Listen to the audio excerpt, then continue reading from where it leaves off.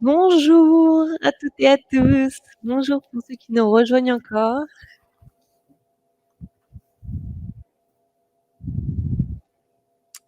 Bonjour Cyrine.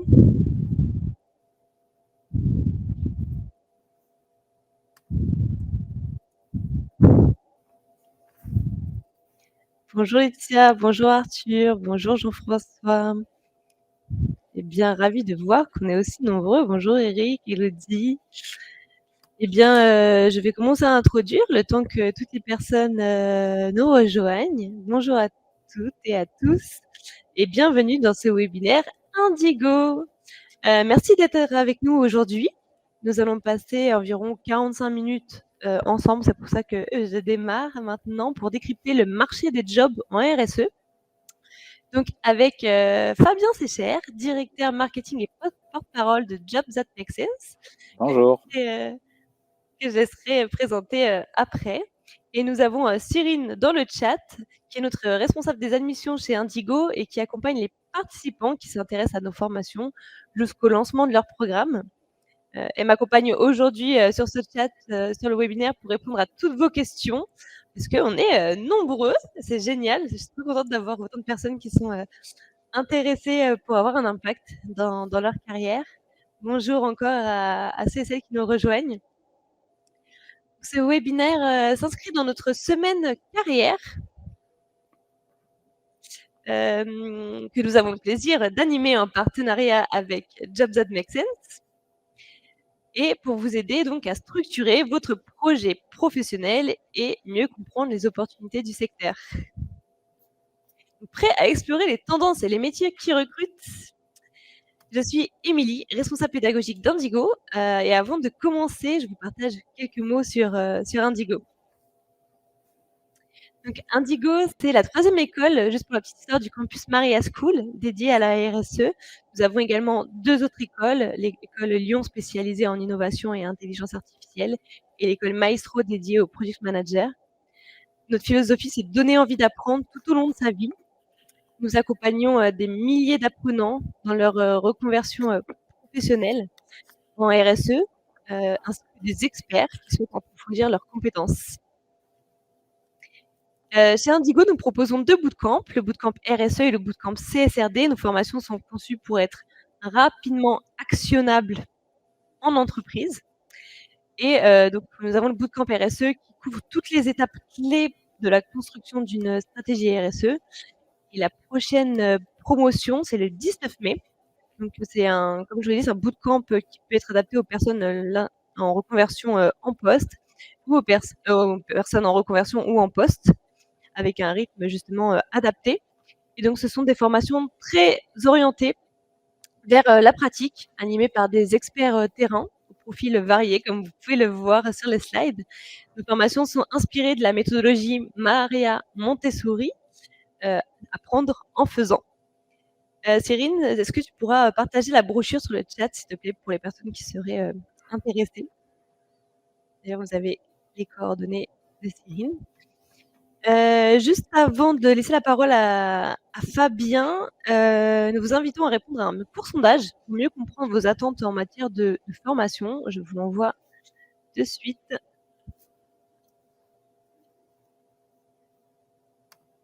Et puis en attendant que tout le monde continue à arriver, on est plus d'une centaine. Je te laisse te présenter, Fabien, nous raconter un peu ton parcours, ton expertise, et puis après présenter Jobs That Make Sense. Ouais, donc moi je suis Fabien Sécher, ça fait près de 4 ans maintenant que je suis directeur marketing et porte-parole de Jobs That Make Sense. Je vous représenterai tout à l'heure ce qu'on fait exactement. Et moi en fait je viens du monde marketing, j'ai fait une école de commerce classique, j'ai travaillé pendant 7 ans dans un grand groupe télécom SFR pour ne pas le nommer. Et après j'ai pas mal tâtonné pour rechercher comment je pouvais avoir plus d'impact. Et on aura l'occasion d'en reparler tout à l'heure. J'ai pas fait de reconversion fulgurante puisque je continue de faire du marketing, mais dans une structure associative. Et du coup, Jobs That Make Sense, si tu passes sur la slide d'après, peut-être, alors vous êtes en train de répondre au sondage, mais peut-être dans le chat, est-ce que vous pouvez me dire si vous connaissez déjà ce qu'on fait chez Jobs That Make Sense? Donc, des postes à impact, mais peu en lien avec le profil de responsable RSE expérimenté, on en parlera. Oui, oui, oui, oui. Ah, il y a podcast. Non, on fait pas de podcast aujourd'hui. Oui, non, yes, je suis abonné aux offres. Oui, bien sûr. Bon, ça fait chaud au cœur. Je fais bien mon travail. Donc, pour les personnes qui ne connaîtraient pas ou ne connaîtraient pas entièrement Job That Makes Sense, on est le premier job board, donc site d'emploi et de formation dédié à l'impact positif. Et en fait, on est parti d'un constat qui était que choisir un job à impact positif, c'est certainement le moyen le plus puissant qu'on ait à échelle individuelle pour agir au service de la transition écologique et solidaire. Et ça, on répond aussi à un besoin de sens. On aura l'occasion de revenir dessus tout à l'heure, qui s'est pas mal accentué depuis les confinements liés au Covid. Et donc aujourd'hui sur la plateforme, on a un peu plus de 3000 offres d'emploi nouvelles chaque mois, 10 000 organismes, 10 000 structures à impact qui recrutent. Hein, ça va de l'association, on verra ça tout à l'heure, jusqu'à la grande structure qui cherche à améliorer son impact. On a plus de 150 formations, dont Indigo sur la RSE qu'on référence, et plus de 300 contenus, donc des articles pour vous aider à vous orienter, à comprendre un petit peu les enjeux de la transition écologique et solidaire, à comprendre comment refaire son CV, sa lettre de motivation, réussir un entretien, etc.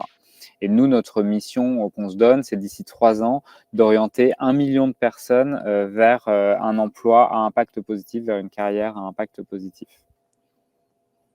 Et eh bien, ça une bonne transition pour est-ce que, avant qu'on commence dans le vif du sujet, tu peux peut-être nous préciser justement ce qu'est un job à impact? Ouais, c'est un très, très vaste sujet. Donc je voyais tout à l'heure quelqu'un qui commentait en disant: «Il y a pas de poste RSE expérimenté». Alors il y en a, mais il y a pas que ça, et définir l'impact, en fait, moi j'ai essayé en arrivant et c'est super compliqué parce que c'est très individuel. Il y a une définition quand même de Thierry Sibieux, donc, qui est président de la chaire impact positif de l'ESSEC, que j'aime bien, qui dit: pour qu'il y ait impact positif, il faut qu'il y ait volonté de transformation de la société. Et c'est bien de ça dont on parle, c'est-à-dire qu'il faut que ce soit un acte volontaire, c'est-à-dire pas une entreprise qui réagit juste à la réglementation. Ça, c'est pas de l'impact positif, c'est de l'adaptation à la réglementation. Donc il y a ce côté volontaire, je vais aller plus loin que ce qui m'est imposé. Il y a le côté transformation, c'est-à-dire, je prends souvent l'exemple, il suffit pas de dire je supprime les touillettes à la cafette pour se revendiquer à impact positif. Il faut que ce soit assez systémique et dans son cœur d'activité. Donc une entreprise, par exemple, pour ne pas les citer, qui ferait de l'extraction pétrolière, elle pourrait être considérée à impact positif si elle transforme son cœur de métier, si elle arrête de faire de l'extraction pétrolière pour faire des énergies renouvelables, par exemple. Et après, le côté donc volonté de transformation de la société, le côté société, c'est-à-dire il ne faut pas que ce soit juste je transforme mon entreprise, mais j'ai une vision de société. Par exemple, Loom, donc dans l'habillement, ils ont bien une volonté de transformer tout leur secteur d'activité, tout le secteur de l'habillement, et d'imposer de nouvelles règles. Et on voit bien qu'ils vont jusqu'à du plaidoyer, donc avec une vision sociétale. Donc je trouve que c'est assez intéressant. Mais une fois qu'on a dit ça, on n'a pas dit exactement ce qu'il y avait dans chaque job et ce qui existait précisément. Et je pense que c'est l'objectif du webinaire d'aujourd'hui, de vous donner un petit peu plus de billes concrètes sur les métiers, les types de structures qui existent. Et on va élargir un petit peu. On ne parlera pas, si ça vous va, que de RSE, mais vraiment de tout ce qui est l'impact positif, parce que c'est très lié. Parce que les compétences en RSE sont nécessaires dans... c'était Loom, L2OM, le nom de la structure textile. Je vois ça dans les questions. Donc voilà, oui, les compétences en RSE sont nécessaires pour avoir un impact d'une manière générale, pour aller dans un job à impact. Encore une bonne transition. Du coup, on va parler décryptage du marché de l'emploi. Est-ce que tu peux nous donner la vision globale du marché des jobs donc à impact /RSE en 2024-2025? Ouais, moi on va commencer par présenter peut-être les types de structures, qui existent. Ça, c'est une typologie que nous on propose, hein, qui a pas, vocation à être, totalement exhaustive, mais on essaie de l'être le plus possible et je vous donnerai au fur et à mesure des chiffres pour répondre à la question de, où en est le marché de l'emploi. Les premiers types de structures auxquelles on pense quand on pense à impact positif, c'est toutes les structures de l'économie sociale et solidaire. Donc là, on est sur les formes juridiques, c'est-à-dire dans l'économie sociale et solidaire, il y a les associations, les fondations, les coopératives, les mutuelles et les entreprises labellisées ESUS, donc entreprises solidaires d'utilité sociale. Ce qui rassemble ces structures-là, c'est que le cœur de leur activité doit être une mission. Et donc, leur impact, c'est de transformer la société, d'avoir une gouvernance démocratique et d'être sur de la non-lucrativité ou une lucrativité limitée. Une coopérative, elle ne peut pas reverser n'importe comment de l'argent à ses actionnaires. Une mutuelle, c'est pareil. Une fondation, pareil. Une association, en général, sont à but non lucratif pour la plupart. Là-dedans, pour vous donner des ordres de grandeur, dans l'économie sociale et solidaire, il y a à peu près 2 millions d'emplois. Donc c'est assez massif, principalement dans des associations. Et ça concerne, on y reviendra tout à l'heure, j'arrête pas de vous faire du teasing, mais ça concerne plein de types d'emplois. Ce n'est pas que d'être dans les métiers du soin, par exemple, si on pense aux associations. Il y a vraiment tout type d'emploi. Les deuxièmes catégories de structures qu'on peut lister, c'est tout ce qui est produits et services responsables. Hein. Si je vous donne des exemples, Too Good To Go ou Patagonia ou Loom dont je parlais tout à l'heure, là, en fait, on va chercher à réduire l'impact négatif d'une filière. Je prenais l'exemple tout à l'heure de la filière textile avec Patagonia ou avec Loom. Ils vont regarder toute la filière et dire comment, étape par étape, je réduis mon impact négatif jusqu'à la communication où Loom, par exemple, dit n'achetez pas nos produits. Si vous n'en avez pas besoin, n'achetez pas. Par contre, si vous achetez un de mes t-shirts, eh ben, vous allez le garder très longtemps parce qu'il va être durable. Donc, c'est un peu, faut désapprendre parfois un peu son métier. Hein. Là, je parle de marketing parce que c'est ce que je connais, mais apprendre à dévendre, on a vu ce que ça donnait avec la campagne de l'ADEME, ça peut être parfois douloureux. Là, sur les produits et services responsables, donc là-dedans, il y a énormément de startups à impact. C'est compliqué d'avoir des chiffres parce que c'est pas des catégories, c'est pas très bien catégorisé. Donc, je ne sais pas vous dire combien il y a de structures. Ça se compte en dizaines de milliers, mais je peux pas être malheureusement plus précis là-dessus. Ensuite, on a tout ce qu'on appelle les partenaires de la transition. Et là, vous en avez deux en face de vous. Indigo est un partenaire de la transition. Jobs That Make Sense est un partenaire de la transition. Là, on n'a pas d'impact direct. C'est-à-dire que si on regarde l'impact de Jobs That Make Sense en soi, on a un impact négatif parce qu'on a des serveurs, on a des humains qui ont des bureaux, donc on pollue. Par contre, on aide des citoyens à s'orienter vers l'impact et donc à avoir un impact positif. On aide les entreprises à recruter des talents et donc pour leur permettre d'augmenter leur impact. Donc, on est vraiment dans cet accompagnement de la transformation des entreprises et des citoyens. Là, c'est pareil. Je n'aurai pas de chiffres à vous donner sur combien il y a d'emplois là-dedans, mais il y a pas mal de structures. Comment on trouve les noms des entreprises qui ont pour objectif la réduction de l'impact dans leur filière? Je vais vous faire une réponse de commercial. Vous allez sur Jobs That Make Sense. Non, mais blague à part, nous, on essaye aussi, au-delà de référencer les offres d'emploi. En fait, on a 10 000 structures, donc on est très certainement un des annuaires les plus exhaustifs sur le sujet aujourd'hui, en termes de type de structure. Donc, quand vous allez sur le site, vous pouvez aller regarder la liste des entreprises et vous allez pouvoir filtrer par secteur d'activité. Donc là, vous allez trouver comme ça. Et puis après, par capillarité, par secteur, vous pouvez aller chercher, OK, qui fait à peu près la même chose que Patagonia et trouver des infos là-dessus. Et après, si tu cherches une annonce en particulier, vraiment taper les mots-clés décarbonation, Ouais. etc. Et vous pouvez avoir aussi Shift Your Job qui, eux, font vraiment un travail assez exhaustif sur la décarbonation, justement. qui est assez intéressant. Effectivement, Impact France, le mouvement Impact France avec qui on est partenaire a pas mal de structures aussi qu'il référence. Donc, vous avez pas mal de sites en fait où vous commencez à avoir des cartographies. La BPI aussi en référence quelques-unes. Je crois que leur annuaire est un petit peu plus compliqué d'accès, mais vous l'avez aussi. Si on continue un peu sur le type de structure, et ça j'aime bien le rappeler, mais c'est souvent un impensé quand on parle d'impact positif, c'est tout le service public et tout ce qui gravite autour. Donc quand on parle d'utilité publique, ça va être les énergies, le traitement des eaux et le traitement des déchets. Là-dedans, vous avez énormément de structures. Pour ordre de grandeur, le service public, c'est 5 millions d'emplois en France, donc c'est massif. Sur les éco-entreprises, c'est des dizaines de milliers aussi d'éco-entreprises avec des centaines de milliers d'offres d'emploi. Je suis volontairement large parce que j'ai pas les chiffres précis, mais c'est tout à fait massif. Et là-dedans, vous avez autant des gros institutionnels, genre le ministère de l'Environnement, et des petites structures comme Lemon Tree ou Plume Énergie, qui est un opérateur fournisseur d'énergie alternatif. Et leur point commun là-dedans, c'est de contribuer à l'intérêt général. Et donc ça, c'est de l'impact positif également. Je le rappelle parce qu'on n'y pense pas toujours quand on fait sa recherche d'emploi en disant je vais avoir plus d'impact. Mais c'est totalement, on peut aussi s'engager là-dedans.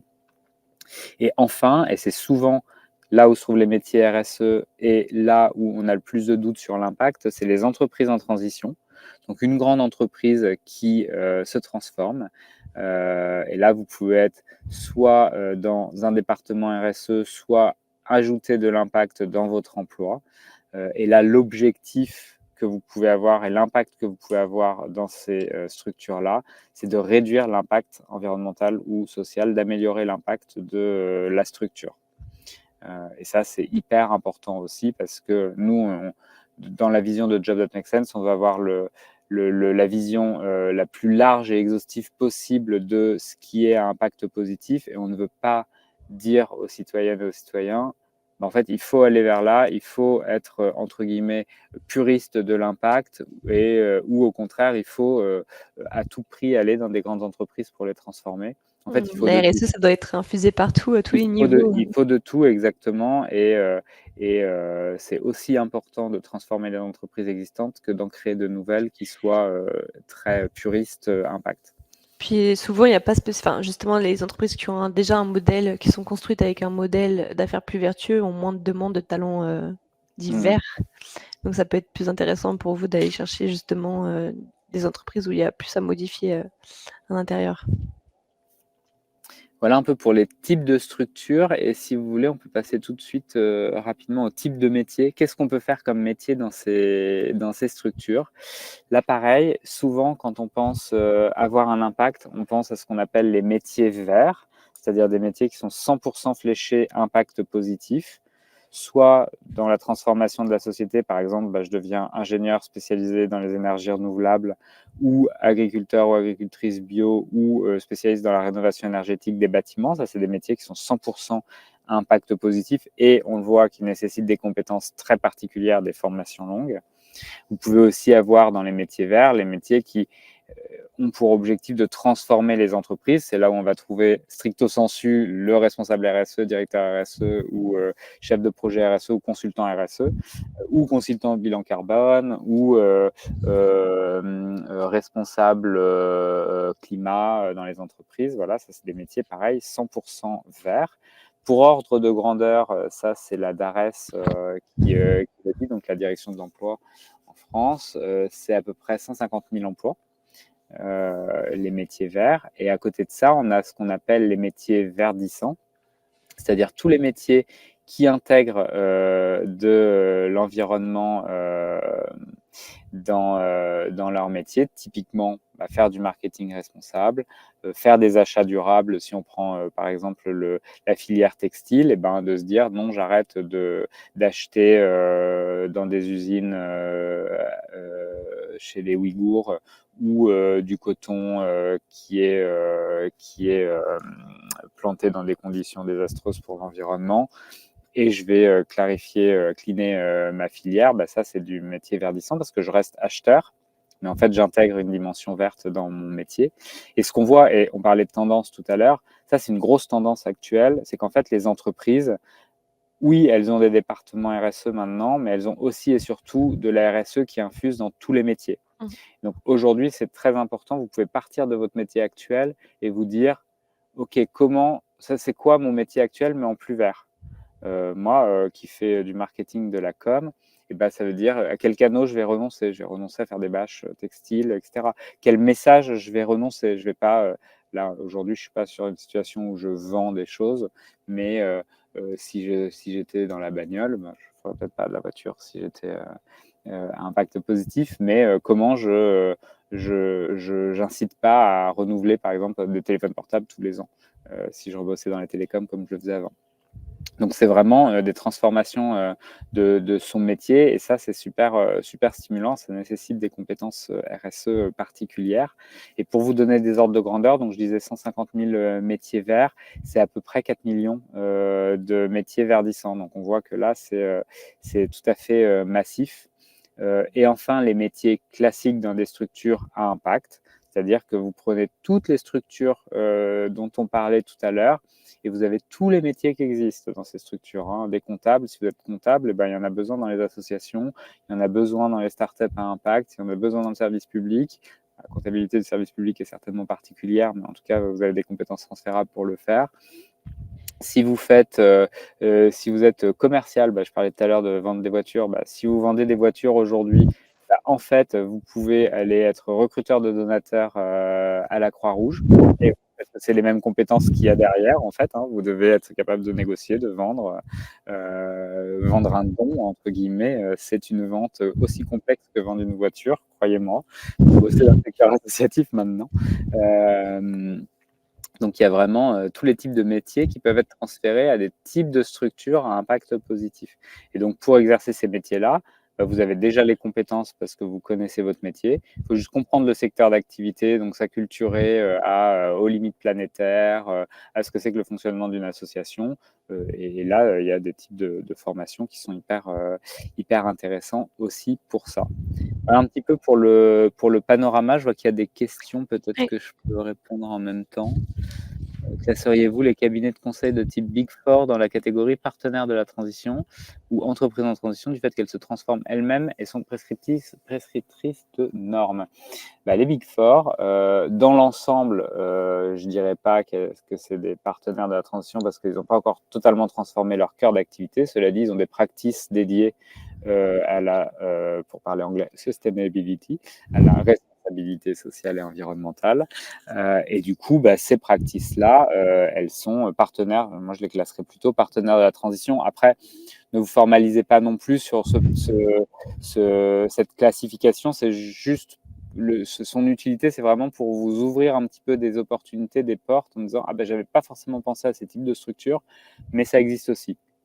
Et vous le verrez sur Jobs That Make Sense, c'est vraiment ce qu'on essaie de faire. Vous allez voir une grande variété de structures et d'offres d'emploi, et c'est vraiment le but.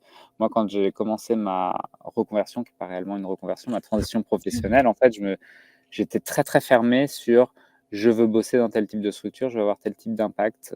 Et en fait, je me suis ouvert les chakras. Je ne m'étais pas du tout dit que j'allais bosser dans l'emploi et dans l'accompagnement des personnes pour leur transition vers des jobs à impact positif. Et après aussi, en ce moment, il y a la tendance, il y a vraiment des gros secteurs qui recrutent. Si par exemple, vous êtes déjà familiarisé avec la construction, le métier de la construction, c'est les 3/4 en ce moment des annonces publiées. Il y a aussi justement, quelqu'un avait fait une question avec l'IA, mais tout ce qui est médias, avec justement l'arrivée de l'IA, il y a beaucoup de jobs aussi où il y a besoin de compétences vertes dans ce secteur. Et il y a le Skill Reports 2024 de LinkedIn qui est intéressant à regarder puisque vous avez tout le détail. Donc c'est LinkedIn qui a créé ça, tout le détail sur les compétences dites vertes. Et donc du coup un peu plus de données sur les manques. Par exemple, à l'heure actuelle, il y a un manque sur 5 dans les structures pour avoir une compétence verte. Tout secteur confondu. Et en 2050, ça sera 1 sur 2. Donc il y a de la place. Dans les gros secteurs qui se transforment massivement et qui vont recruter ou qui recrutent déjà, il y a effectivement le bâtiment, tout ce qui est rénovation énergétique des bâtiments, transformation, c'est le plus gros poste de pollution en France, hein, donc voilà. Il y a tout ce qui est transport également, notamment sur la mobilité collective, et tout ce qui est aussi les batteries, donc avec tous les programmes qu'il peut y avoir, pas uniquement à Paris d'ailleurs, sur les gigafactories. Et on a également tout ce qui est autour de l'énergie, les énergies renouvelables, qui continuent à être un secteur super attractif. Et est-ce que, alors il y a quelqu'un qui a posé s'il y avait des métiers en lien avec l'IA. Bah, nous, on voit pas directement, enfin, ça n'a pas transformé, comme on peut le dire parfois, l'intégralité des annonces. C'est plutôt que, moi, la manière dont je vois les choses, l'IA, elle s'intègre dans tous les métiers. Enfin, dans énormément de métiers, là, si je parle des métiers cadres, dans énormément de métiers cadres sont impactés par l'intelligence artificielle. Donc, de toute façon, c'est une compétence un peu comme le numérique il y a 25 ans. C'est une compétence qu'il faut acquérir. Et toujours, mais un peu comme ce que je disais sur la RSE de manière générale, hein, vous pouvez vous dire, est-ce que je veux me réorienter totalement sur des postes? Moi, je ne pense pas qu'il y aura des scripteurs IA dans les entreprises. Ce ne sera pas un job à part entière. Par contre, chacun devra savoir faire son script, chacun devra savoir adapter, utiliser l'IA dans son quotidien. Et donc, c'est ça qui est hyper important et c'est la même chose sur la RSE, en fait. Ouais. Ça peut être typiquement, tu peux, si tu es à l'aise avec l'intelligence artificielle, bah, travailler pour aider au rapport extra-financier en simplifiant Exactement. Ouais, ouais. Mmh. tous les Bah, process de collecte de données, etc. tu peux, alors en faisant attention à la confidentialité, hein, parce qu'on ne Mmh. sait toujours pas où tombent ces données, mais tu peux dire, j'envoie toutes les données, toutes mes données ESG, je les mets sur l'IA qui va m'aider à synthétiser pour en faire un rapport qui est vachement compréhensible, vachement plus compréhensible par tout le monde. Et donc, ça peut être hyper utile. Après, nous, on a pas mal de choses chez Make Sense sur l'IA éthique, comment on construit une IA éthique et comment on fait attention aussi, parce que c'est source de pollution en plus, hein, au-delà de l'aspect moral parfois qu'il peut y avoir derrière l'IA et des dangers qu'il peut y avoir en fait, on ne sait pas si c'est de la vérité ou si c'est juste de l'algorithme. Mais il y a aussi un sujet de ça pollue, donc il faut en avoir un usage modéré. Il y avait des questions. Quelle vision avez-vous des emplois en RSE dans les villes moyennes de province? Car on voit beaucoup d'offres dans les grandes villes. Nous, chez Jobs That Make Sense, aujourd'hui, c'est à peu près 50% en région parisienne sur les offres et 50% en dehors de la région parisienne. Il y a quand même des grands pôles d'attractivité, mais dans les exemples que je vous donnais tout à l'heure sur les secteurs d'activité, si vous allez sur les énergies, que ce soit la construction de batteries, c'est surtout pas en grand centre urbain, ou que ce soit dans tout ce qui est production d'énergie renouvelable, par exemple, c'est pareil, ça c'est très localisé, puis c'est non délocalisable, hein. Vous ne pouvez pas déplanter une éolienne pour la mettre à côté de Paris. Donc vous avez quand même pas mal d'emplois qui arrivent en province et dans des villes moyennes, même si on a encore un biais. Nous, c'est un gros chantier là sur les 2 prochaines années de nous renforcer et de donner plus de visibilité aussi aux PME qui sont pas connues et qui existent en province. Et on va se renforcer là-dessus. Aujourd'hui, c'est vrai qu'il y a un biais. Il y a quand même encore beaucoup d'offres qui sont sur la région parisienne. Et j'ai l'impression que les entreprises recherchent beaucoup d'alternants en RSE. Je vois très peu d'offres d'emploi pour le moment. J'habite en Bretagne. Est-ce que c'est le cas ailleurs? Nous, on a en volume, on a plus d'offres de CDI, CDD que d'offres d'alternance et de stage. Et là, je ne parle pas que sur de la RSE, je parle en général. Parfois, il y a un petit biais, c'est-à-dire que vu qu'il y a beaucoup de petites structures dans l'impact, hein, si on revient sur les associations, c'est essentiellement des petites associations, et les structures produits et services responsables, c'est des jeunes pousses, souvent, des startups. Et du coup, ces petites structures-là, souvent, vont se dire, je cherche quelqu'un qui a 2-3 ans d'expérience. et ont du mal à dire, moi, l'offre d'emploi à laquelle j'ai répondu pour Jobs That Make Sense, il demandait 5 ans d'expérience, j'en avais 15. Et j'y suis allé quand même. On a eu une bonne franche négo sur le salaire. On y reviendra. Mais ça existe en fait. Et parfois, il faut un petit peu pousser la porte pour mettre le pied dans la porte pour déconstruire un peu les biais que les recruteurs peuvent avoir. Nous, c'est un travail qu'on fait. Mais effectivement, parfois, ils cherchent des profils juniors sur des responsabilités seniors. Donc, c'est un vrai travail. Mais il faut les comprendre aussi parce que soit ils n'ont pas forcément d'expertise RH, soit ils n'ont pas toujours le budget ou ils pensent ne pas avoir le budget qui va bien. Est-ce que vous pensez que après, il faudra peut-être qu'on enchaîne, mais Oui, parce qu'il nous reste un quart d'heure. ouais, alors, juste sur les candidatures spontanées, je ne dirais pas que c'est plus efficace. Je pense qu'on peut faire les deux. Ouais. Voilà, C'est bien les candidatures spontanées parce qu'apparemment, il y a 80% des annonces qui ne sont pas toujours publiées. oui, ouais. Donc, c'est intéressant, ou des fois qui ne sont pas encore matures, etc. Et le fait d'avoir une candidature, bon, elles peuvent se questionner. Il ne faut pas hésiter aussi à, même si vous cherchez un CDI, au départ à proposer un CDD, parce que justement, les entreprises qui n'étaient pas assez mûres sur le sujet, ça leur permet de tester et après de convaincre en interne pour se dire, bah si, en fait, on a vraiment besoin de cette ressource. Et ne pas hésiter aussi à aller à un maximum d'événements et se faire du réseau. Je l'ai dit plusieurs fois, mais assister à des tables rondes, des conférences, rencontrer des personnes même sur LinkedIn, etc. Vraiment, parce que justement, vous êtes, c'est comme ça que vous aurez vent aussi des opportunités et que vous pourrez être en avant-première et avoir votre CV au-dessus de la pile. Ouais. Je vous propose un tout petit jeu d'interaction. Alors attendez, hop. On va peut-être pas refaire toutes les questions parce que les postes en RSE sont majoritairement dans le secteur associatif. On a vu que non. On va se reconvertir en RSE signifie forcément gagner moins. Donc, comme ça fait une transition sur après l'aspect pécunier. Alors, l'idée, c'est que tout le monde puisse répondre au chat par vrai ou faux, tout simplement. Pour vous, si se reconvertir en RSE signifie forcément gagner moins. Ça permettra de casser un peu les idées reçues et voir comment on peut remédier pour avoir en tout cas un poste qui soit aligné à vos attentes en termes de salaire. Un peu moins, faux, non, souvent, faux. Vrai, faux, ça dépend du type de reconversion.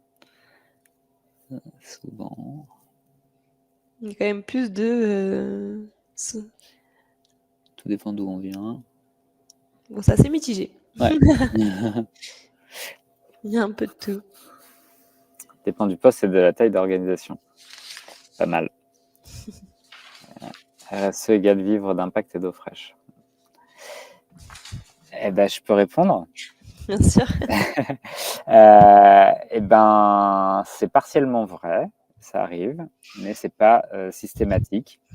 En fait, nous, on a fait une étude, un baromètre des salaires dans l'économie sociale et solidaire et dans l'impact, qu'on a publié l'an dernier avec orientation durable et on purpose, et où en fait, on a identifié qu'il y avait entre 10 et 15% d'écart de salaire à responsabilité équivalente. Si on compare les salaires des cadres qui est fourni par l'APEC et les salaires dans l'économie sociale et solidaire dans le pool d'organisation qu'on a pu avoir. Donc ça existe, il y a un écart, 10% c'est un écart. Ce n'est pas l'écart qu'on peut avoir en tête spontanément quand on entame une reconversion. C'est-à-dire souvent on se dit, moi on m'avait dit tu vas diviser par 2 ton salaire. Moi j'ai fait moins 10% en arrivant chez Jobs That Make Sense. Et avec 15 ans d'expérience, donc avec quand même un salaire déjà assez conséquent.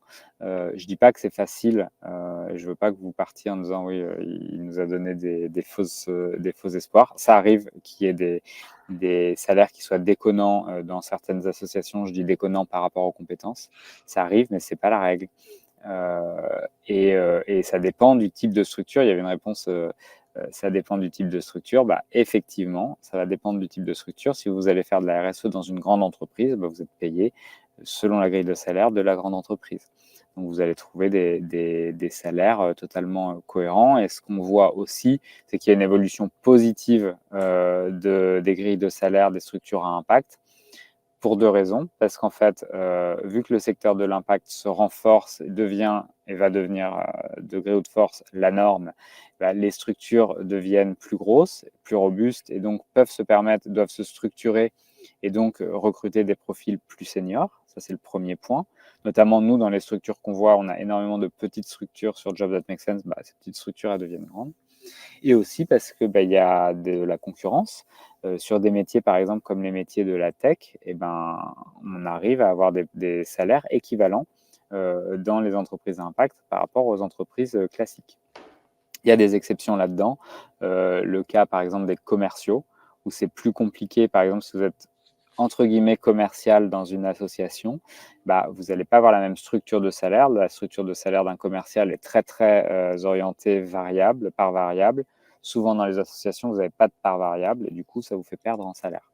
Mais dans l'ensemble, il faut retenir, c'est plutôt près de 10% de moins. Et ce qui est intéressant, ce qui est important pour moi sur ce sujet du salaire, c'est de ne pas oublier que c'est quand même l'essentiel d'un travail. On travaille pour gagner de l'argent, sinon on ferait du bénévolat. Donc c'est important dès le départ de se dire quel est le niveau de salaire dont j'ai besoin, dont j'ai envie de garder ou est-ce que j'ai envie d'augmenter ou est-ce que je suis prêt à baisser et de combien. Mais de partir de ce point-là et d'être vraiment, c'est un sujet individuel, c'est vous avec vous-même et de vous dire, ok, maintenant je vais orienter ma recherche par rapport à ça. Ça va peut-être vous fermer des portes. Moi, ça m'en a fermé. Je sais que je ne pouvais pas aller bosser dans une ONG parce qu'il n'y avait pas la grille de salaire qui me correspondait. Mais ce n'est pas grave, vous trouverez. Et je pense que c'est super important de ne pas se dire justement que bosser dans la RSE, c'est vivre d'impact et d'eau fraîche, comme il y avait en commentaire, parce que ça, en fait, ça nous met dans une posture potentiellement sacrificielle, de dire, ouais, je vais avoir plus d'impact, donc c'est pas grave d'avoir moins de salaire, voire même, c'est normal d'avoir moins de salaire parce que je vais chercher de l'impact, donc je peux pas tout avoir. Alors que ça doit pas être décorrélé. C'est écrit nulle part qu'on peut pas tout avoir, en fait. Ouais. Si on peut aller chercher à avoir un salaire qui nous correspond et un impact positif. Puis après, on peut pas tenir dans le temps si on Non. fait trop de sacrifices. C'est C'est comme un vraiment régime. le risque de faire un mouvement arrière. Et moi, j'ai pas du tout envie qu'on se dise, il y a plein de gens qui testent les métiers à impact et qui reviennent vers des entreprises non vertueuses parce que ça n'allait pas niveau salaire. Donc, c'est vraiment un sujet qui est important. Mais il ne faut pas se dire que plus d'impact égale moins de salaire. C'est pas vrai. Et d'où l'importance aussi de capitaliser, encore une fois, sur l'expérience et peut-être pas de faire le grand écart à changer tout de suite pour justement se convertir complètement dans un métier de la RSE, mais enfin de la transition écologique. Mais vraiment vous dire, OK, où est-ce que j'ai des compétences que je peux réussir à transférer si j'ai fait de la gestion de projet, regarder les annonces et essayer de, sans mentir, mais de coller à leur vocabulaire, en trouvant à chaque fois, OK, c'était pas de la RSE finalement comme ils demandent, mais en fait ce que j'ai fait, j'ai fait telle animation, j'ai réussi à négocier, j'ai réussi à convaincre, j'ai fait ça et en fait à réussir à le transférer avec le vocabulaire. Parce qu'il faut aussi faire attention à l'algorithme maintenant sur les CV. Donc voilà, essayer vraiment de capitaliser sur ça. On en parlait hier, Fabien, aussi de développer toutes les soft skills. Ouais. Donc le côté être méga adaptable, ce que Oui, ce qui est important, on parle souvent donc sur les compétences, c'est effectivement important de mobiliser ces compétences existantes parce que l'idée, c'est pas de jeter à la poubelle tout ce que vous avez appris si vous avez déjà une expérience professionnelle. Au contraire, c'est ce que vont chercher les structures, hein. Dites-vous, je prends l'exemple d'une association. Une association, elle a besoin d'avoir des profils qui viennent pas du secteur associatif pour se renforcer, pour se structurer parce que c'est hyper vertueux. Moi, ce que j'ai appris en marketing dans des entreprises classiques, ça m'est très, très utile. Je le fais différemment, mais ça m'est super utile et c'est utile à Job That Makes Sense pour grandir. Donc, il ne faut pas se dire ah mon Dieu, faut que je gomme tout ce qui n'était pas impact, ce serait dommage. Par contre, effectivement, il y a des petits hacks, entre guillemets, pour verdir votre CV. Et là, je ne parle pas de greenwashing, hein, mais de faire des MOOC, des webinaires, faire des formations, c'est pas forcément des formations longues, ça peut être des formations courtes, faire du bénévolat. Si vous voulez bosser dans le secteur associatif ou s'il y a des secteurs qui vous intéressent en particulier, regardez côté association ce qui existe et allez faire du bénévolat. Alors, il faut y dédier du temps, mais en fait, c'est vraiment tout bénef parce que vous allez mieux découvrir le secteur, avoir une expérience professionnelle que vous allez pouvoir mettre dans votre CV. Le bénévolat, c'est de l'expérience professionnelle et pouvoir vérifier que ce secteur vous intéresse réellement ou que le mode de fonctionnement de tel asso vous correspond ou pas. Donc, c'est vraiment tout bénef de faire ça. Et sur les compétences effectivement comportementales, souvent, quand on pense RSE, on pense hard skills et c'est important, comprendre les limites planétaires, développer, savoir faire un bilan carbone, savoir adapter ses achats pour faire des achats durables, mesurer, etc. C'est super important. Mais il y a aussi toutes ces compétences comportementales. Tu parlais d'adaptabilité, il faut se dire, en fait, la transition écologique, elle dit quoi? Elle dit qu'en fait, on vit dans un monde de crise écologique et donc, on l'a vu avec le confinement, ce qui est vrai un jour 1 n'est pas vrai un jour 2 et tout se transforme et les entreprises sont lourdement impactées. Donc, si ce dont les entreprises ont besoin aujourd'hui, c'est de personnes qui sont capables de s'adapter. Et donc ça, c'est hyper important de travailler cette adaptabilité, ça se développe, hein, c'est des compétences comportementales. Et également, la négociation slash persuasion, force de persuasion, parce que pareil, si vous arrivez dans une entreprise, que ce soit en tant que responsable RSE ou en essayant de verdir votre métier, vous avez intérêt à être hyper persuasif parce que vous allez être face à des personnes qui n'ont pas forcément cette culture-là, qui ne comprennent pas, voire même parfois qui vont être un petit peu opposés en mode lâchez-nous la grappe avec ce sujet. Ça arrive. Moi, je le vois hein, quand on va voir des étudiants en école de commerce pour leur parler d'impact positif et d'emploi impact positif. Il y en a 15% qui sont intéressés, 85% qui disent lâchez-nous la grappe avec ce sujet, on nous en parle tout le temps. Et donc, si face à ça, vous êtes dans une posture un peu donneur de leçons, ce qu'on peut parfois reprocher aux personnes qui pensent impact positif, et vous n'allez pas les convaincre. Donc, il y a vraiment un travail aussi sur la posture et la capacité de conviction sans être sur du c'est comme ça et il n'y a pas d'autre possibilité. D'où l'importance aussi de bien comprendre la stratégie de la boîte pour savoir, OK, justement, comment je vais m'adresser à la direction, par exemple. Comment je vais procéder pour véhiculer mon message. Si, leur stratégie, c'est plus d'être dans la compliance et donc va être basée sur les risques. Ça peut être des stratégies pour être compétitif, pour l'image de marque, ça peut être les coûts. Donc, savoir parler le même vocabulaire et prioriser en fonction de ça et bien mettre, trouver le bon indicateur du coup pour pouvoir convaincre. Ouais. Et sur Oui. les grandes entreprises aussi, c'est important de se dire, il y a peut-être des grandes entreprises où vous n'allez pas pouvoir y bosser parce que c'est pas possible de convaincre, hein. Ça arrive. Et donc, moi, je trouve ça intéressant pour pas se casser les dents sur où est-ce que je vais, de regarder, est-ce que le dirigeant ou la dirigeante a pris la parole sur le sujet, par qui est portée la RSE dans la structure, est-ce que ça a infusé dans toute la structure? Ça, vous pouvez aller chercher les organigrammes, regarder dans la presse s'il y a des prises de position. Et ça, c'est hyper éclairant. Si le ou la dirigeante n'a jamais pris position sur le sujet, c'est un peu mal barré et vous risquez de vous battre contre des moulins à vent. Donc après, à vous de voir, mais ça peut être dangereux.